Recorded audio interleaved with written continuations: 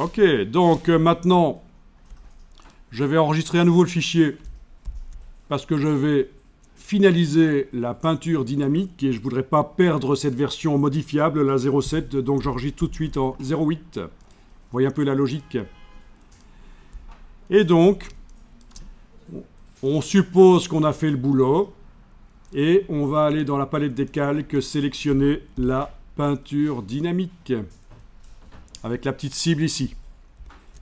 Ensuite, on va dans Objet, peinture dynamique, annuler. Non, pas annuler, excusez-moi. Peinture dynamique. Décomposer. Ah ben oui, décomposer, idiot. Décomposer. Donc on part... Décomposer dans Illustrator, ça veut dire qu'on part de quelque chose qui est modifiable vers quelque chose qui va être un peu plus figé. Mais on le fait parce que ça va nous permettre d'aller plus loin.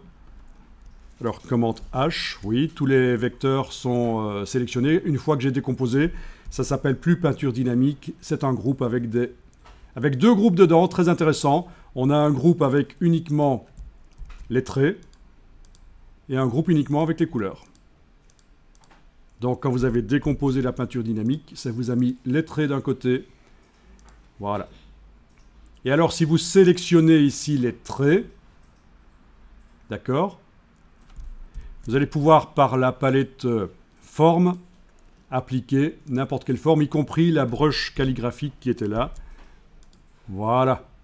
Voilà ce que ça donne. Commande H pour ne plus voir les vecteurs. Si on double-clique sur la forme, sa taille, son angle, son arrondi, tout peut être modifié. Très intéressant.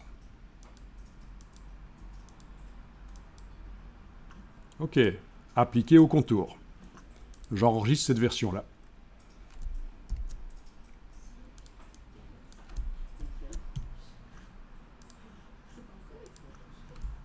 Donc c'est intéressant et assez puissant pour faire des illustrations rapidement. Et bien sûr, ce genre de choses, la peinture dynamique, est applicable sur un dessin qui n'a pas été fait en symétrie. Ça peut même être un dessin que vous avez dessiné au bic sur un papier photographié, vectorisé avec l'option... Si vous le vectorisez avec l'option ici, contour, votre dessin au trait, sans l'option fond, ça vous fait des traits sur lesquels vous pouvez mettre des brushes. Donc, c'est assez puissant. Après, il faut faire le transfert. Hein. Le but d'ici, c'est après, sur vos propres travaux, faire le transfert de ce qu'on voit. Alors, maintenant que c'est décomposé, on va pouvoir modifier les dégradés et les motifs. Ah oui, il y a un truc foireux. Vous m'avez rien dit.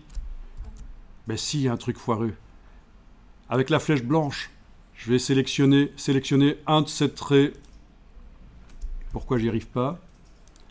Il faut que j'arrive à sélectionner un de... Ah oui, c'est commande H. Je ne vois pas quand je sélectionne. Voilà. Un de ces traits orangés. D'accord? Qui servait à boucher les trous. Et puis je fais sélection, identique, couleur de contour. Donc il me sélectionne tous les traits orangés.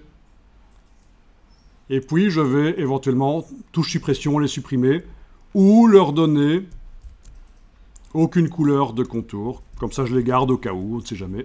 Voilà. Et donc là, c'est un peu plus correct comme dessin. Voilà.